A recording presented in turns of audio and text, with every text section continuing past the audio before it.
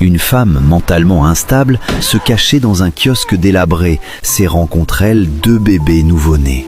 À l'extérieur se tenait un homme. Il avait déjà décidé que, s'il ne repartait pas avec ses 2 enfants, il ne partirait pas du tout. En se rendant au travail ce matin-là, Daniel entendit des pleurs de bébés. Il suivit le son jusqu'au kiosque presque effondré près de l'ancien marché. Maman Nuit était assise par terre, pressant les bébés contre sa poitrine, les berçant d'avant en arrière en fredonnant un air brisé. Elle leva les yeux et le vit. Son visage changea brusquement. Elle se leva d'un bond, saisit un bâton et le brandit vers lui. « Va-t'en, ils sont à moi, ne touche pas à mes enfants !» Il leva les mains et recula. Elle le repoussa jusqu'à la porte, puis se retourna pour serrer les bébés encore plus fort. Il resta dans la rue, fixant la porte pendant longtemps sans partir. Il la connaissait.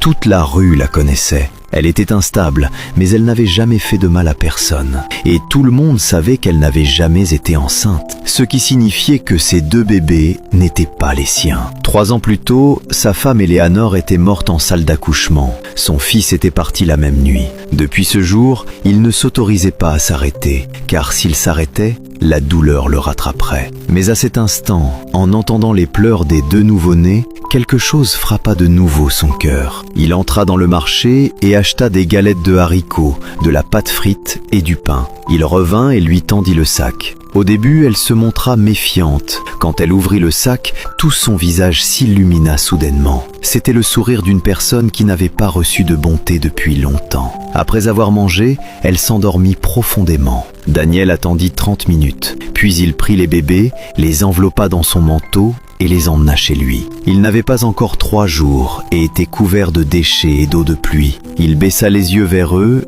et pensa à son fils qui n'avait jamais eu le temps de respirer. Cette fois, je ne partirai pas. Quand Maman Nuit se réveilla et trouva ses bras vides, elle s'effondra complètement. Elle courut à travers la décharge, les rues et les ruelles, criant jusqu'à perdre la voix. Elle tomba au sol, serrant son châle contre elle. Une foule se forma, mais personne ne s'approcha. Elle dit que quelqu'un a emmené les bébés. Quand a-t-elle déjà eu des enfants ? Elle est folle depuis des années. Un homme dit à voix basse. Je l'ai vue hier soir. Elle tenait vraiment 2 bébés. Puis quelqu'un est parti avec eux. Quelqu'un les a abandonnés. Elle les a ramassés. Maintenant, quelqu'un d'autre les a pris. Espérons que ce ne soit pas pour un rituel. La foule commença à reculer. Le cercle se dissipa peu à peu. Personne n'alla chercher les bébés. Personne n'appela la police. Elle resta allongée au sol, les bras vides, jusqu'à ce que le soleil monte haut et que ses forces l'abandonnent. Pendant ce temps, Daniel avait ramené les bébés chez lui.